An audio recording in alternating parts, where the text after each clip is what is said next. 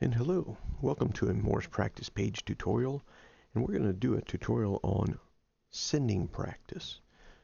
Now, BC1 doesn't necessarily have the setup for a sending practice, and I'll give you a quick demonstration here. If you notice, I have my practice page saved as a default bookmark up here, and I use that as a reset button. I'll show you more on that in a second. But if we go to Student and click BC2 and pick a letter set, in our letter set, we have sending practice over here.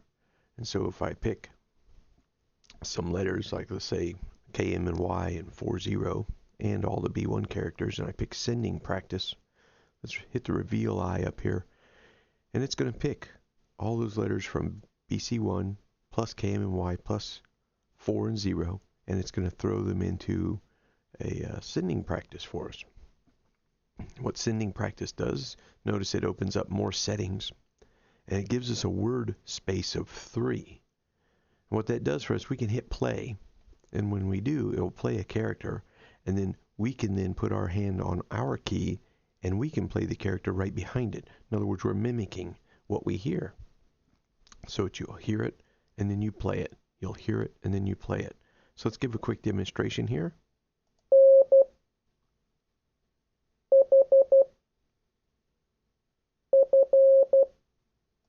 So if you notice, it gives you plenty of time for you to send your character in between.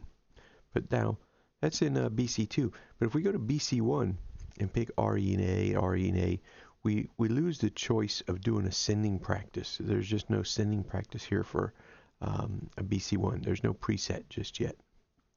So, going back up here, let's make sure we're at a 12/8, like a B1 is. All right, so let's just choose B1.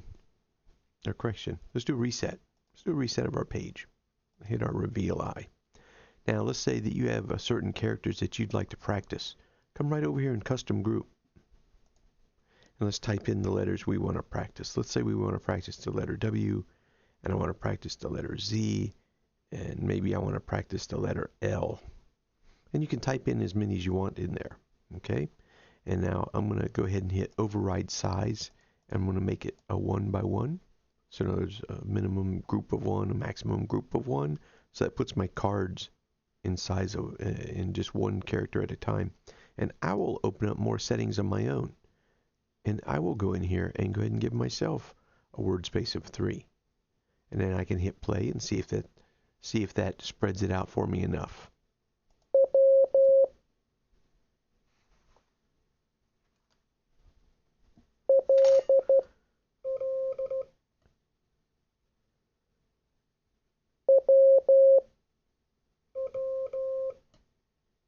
So that's me mimicking it. Now if that's a little bit too much word space, you can drop it down to 2.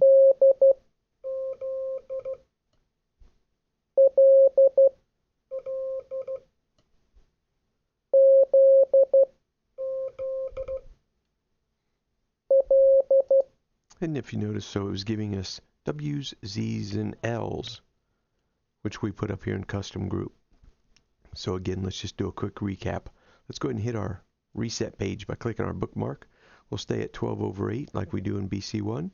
Let's go ahead and come to custom group, and let's put in the letters we want to practice sending, R, E, and A. Okay, and then I'll then hit override size, and I'm going to say just give me a 1. And there we go. It's going to give us 2 minutes of R, E's, and A's, but let's hit more settings now. Make sure our word space is set at 2, which it was, and then we'll hit play, and now we can mimic these sounds.